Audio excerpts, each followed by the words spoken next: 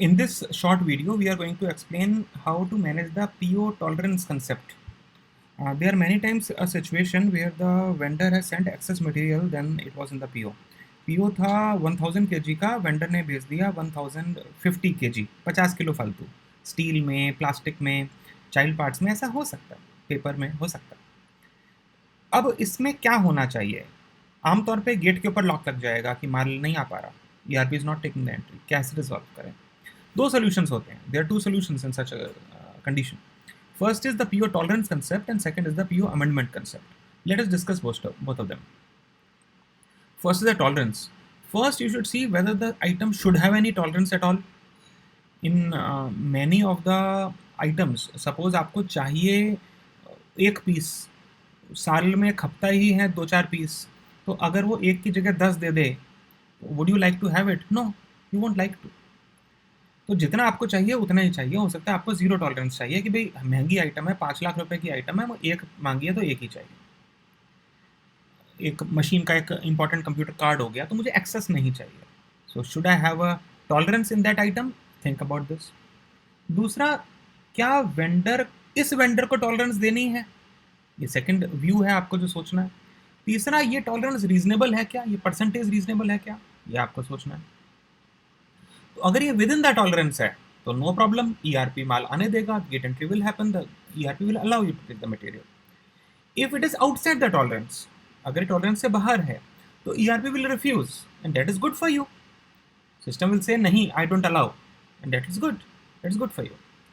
So now at this point आपको जो decision लेना है, आपको जो इस पॉइंट पर सोचना है वो ये है कि अगर वो टॉलरेंस के बाहर है और अमेंडमेंट कर देनी चाहिए और वैलिड है, वेंडर वापस माल नहीं लेके जा सकता, इंपोर्ट का माल है, माल वापस जा ही नहीं सकता, इट्स अ इंपोर्टेड आइटम और it's a long distance supply और the it's a very regular consumption and it is okay, then you can talk to the vendor, talk to him internally, you work, tell the vendor to obey the PO in future and at least for time being do a amendment.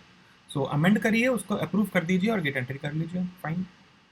If the amendment is not fair, कि suppose आपने 200 kilo ink मंगवाई और उसने 1200 kilo ink बेच दी, तो it's not a fair thing.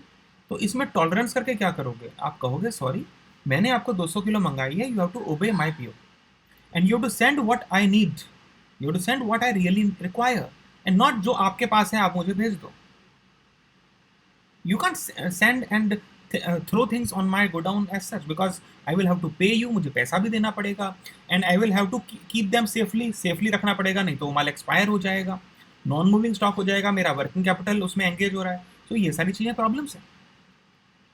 फिंसिस के अंदर हर सब ग्रुप लेवल के ऊपर उसका टॉलरेंस अलाउड का कंसेप्ट होता है। इस कंसेप्ट की मदद से अगर लेट से मैंने टॉलरेंस 10% दे रखी है और PO मेरा 7000 kg का है, वेंडर ने 7400 kg कोई माल दे दिया, इट्स ओके। आप मानते हो कि up to 10% is okay for you, तो it is okay.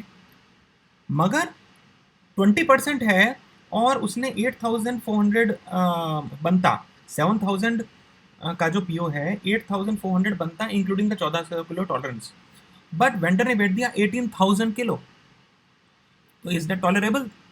It is usually not tolerable, so you have to take a call, you have to take a decision. अगर आप इसमें टॉलरेंस दे दोगे 100% की, 150% की, तो गेम हो जाएगा, फिर तो सारे वेंडर्स मिसयूज करने लगेंगे। सो इस सिचुएशन में क्या करना चाहिए? सो 20% से ज़्यादा पे ब्लॉक्ड है, सिस्टम अलाउ नहीं करेगा, दैट्स गुड। लोग 50%, 100% टॉलरेंस देने की कोशिश करते हैं, but is that good? It is not good. तो सपोज इस सिचुएशन में 50% टॉलरेंस आ गए तो it's not good. So think again, if the amendment is valid, do it. आप अमेंडमेंट को वैलिड मानते हैं, उसमें अमेंडमेंट कर दीजिए, उसे अप्रूव करिए और गेट एंट्री हो जाएगी। और अगर अमेंडमेंट फेयर नहीं है तो वेंडर को कह दीजिए सर जो PO है you have to obey the PO and do as per the. And once again I invite you all to subscribe to the Finsys YouTube channel. It's got hundreds of videos on how to make your life better, how to make your business better, how to work more systematically. So it has the videos for the technical aspect, the quality aspect, the processes, and how to make things better.